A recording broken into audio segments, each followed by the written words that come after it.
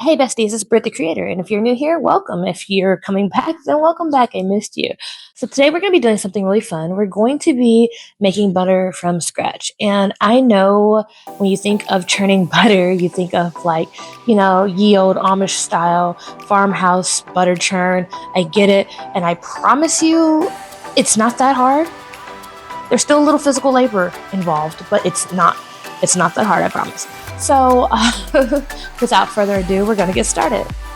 So making butter isn't quite as complicated as you might think it is. The butters that we see in the store have a lot of extra additives and preservatives, which does give them like a longer life than, the butters you'll make at home, but that's kind of with anything. So I'm going to show you now. So to make butter, you actually only need one ingredient, and that's going to be this heavy whipping cream here. You can use any brand of heavy whipping cream, but that's literally the only ingredient you need. However, I have everything else here because I'm planning on making flavored butters. Now, all you need to make a flavored butter is what you're going to be flavoring it with. Don't worry, all of this is not going into the same butter. So, we're going to have a garlic and chive butter. These are chives I grow myself. And we're going to have an apple cinnamon butter, those sweet breakfast butters. And then we're going to have a honey butter. So these are going to be 3 different types. I'm going to go ahead and chop up my ingredients, and I'll get right back with you. And we're back. Okay, so you can see in my jars here that I went ahead and chopped up my ingredients. Now I did add a few extra things and we'll go over them. So in this jar, this is freshly minced garlic, some green chives from my plant, and also you'll notice that there's a sprinkle of salt in there. This jar is just honey. I don't put anything extra in the honey because I just want a regular honey butter. And this jar is apples diced up, coated in cinnamon, and I did put a pinch of sugar in there because I like the apple cinnamon butter to be a little sweet. So next we are just going to add in the cream that will actually become the butter. So all you have to do now is take off your lids like this, and you're gonna pour cream. And I won't lie to you, whenever I make butter, I never really measure this out. What you want to do is pour. We don't talk about that. We're not talking about the spot. Anywho, we're gonna pour some cream, but you want to leave a good amount of space because the impact of the cream kind of hitting the side of the jar is partially what helps us along a bit.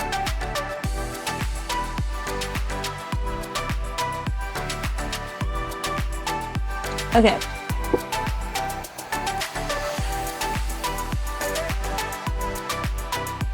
So now we have our 3 jars and our cream ingredients. And what we're going to do here is you're going to put the lid on nice and tight. Make sure nothing can seep out.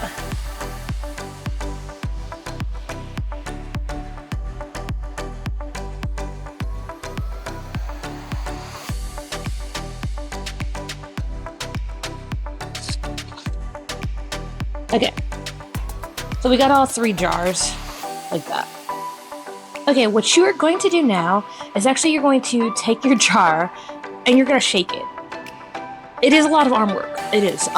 So what you do is you literally just shake it. You want to hear the cream hitting the sides and everything. Shake it pretty aggressively. Now I will warn you that this does take roughly about 20 minutes if you do it this way. I'm also going to show you another way, possibly. I might show you another way to do the butter. But this is my favorite way. I get a really good arm workout. But like I said, it does take about 20 minutes. So once it starts to change, I'll come back and show you. So after a while of shaking, it's not going to be fully done yet, but you're going to get what looks like just solid heavy whipping cream. You want to keep shaking beyond that. It seems like it's not doing anything. It seems like it's gotten stiff, but trust me, push through. You need to keep going. Okay, so I've been shaking for quite some time. And I don't know if you can hear it, but it sounds like there's a lot of liquid in my jar again, right? Okay, so what you'll notice in this jar, if you can see it real good, is there is liquid in here and there is a mass in the jar as well. You can shake it a little bit past that, but I'm also going to show you what you do next because this is exactly where you want it, okay? Okay, so our butter is made. Basically what you want to do now is separate it from the liquid that is in the jar.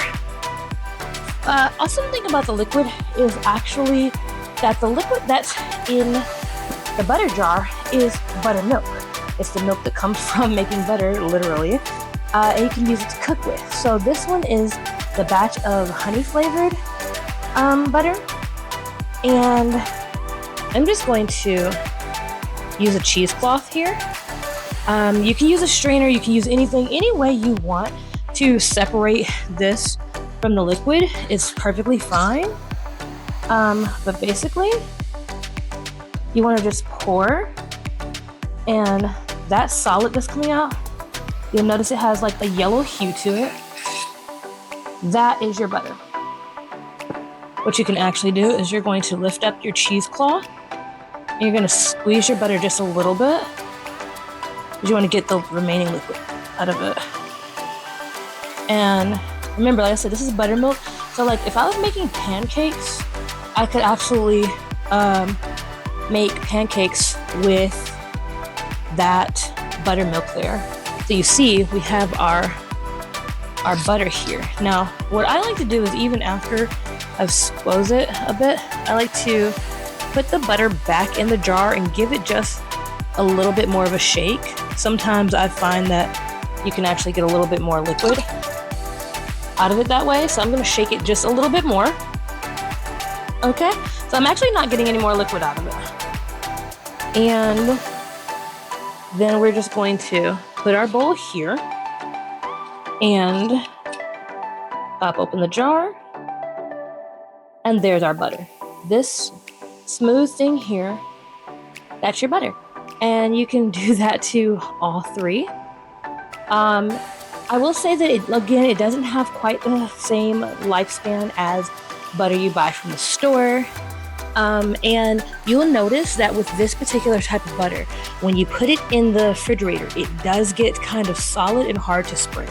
However, all you have to do is take it out of the refrigerator, put it on the counter. You can leave it covered with a top or whatnot. And when you do that, bring it back to room temperature. It will make it, easy to spread again. But if it gets cold, it will get hard to spread. So you can use this at room temperature. To be honest, because I use my butter so often, I normally actually leave one sitting on the counter. I don't refrigerate it, but that's because it doesn't stay in the refrigerator for days. I'm constantly using it. So let's finish up the other few and I'll...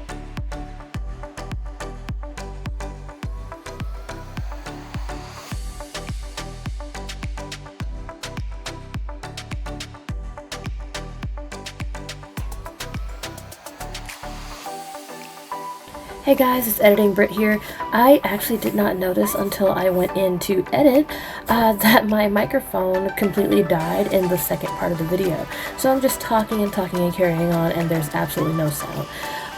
So I will explain what I was explaining there was that you can go ahead and make butter in your mixer, and all you have to do is take all the same things that we put in a jar, turn your mixer on low and just let it beat the butter, let it beat it past cream phase, and let it beat it the same way we shook it in the jar. That's all you're doing really, is using the jar to beat it. So if you have a mixer, KitchenAid stand mixer, just with the little beaters, anything like that, not the blender, because the blades will eviscerate it, but if you have the mixer with the whisk type of attachments, you can absolutely make it in your mixer. But anyway, since Kitchen Brit didn't get to say it, I guess I will. Thanks for watching. Don't forget to like and subscribe, and remember, color your life and let it be beautiful. Bye. I'm not crazy, I'm just broken. One too many magic potions. 1, 2, 3, they sing.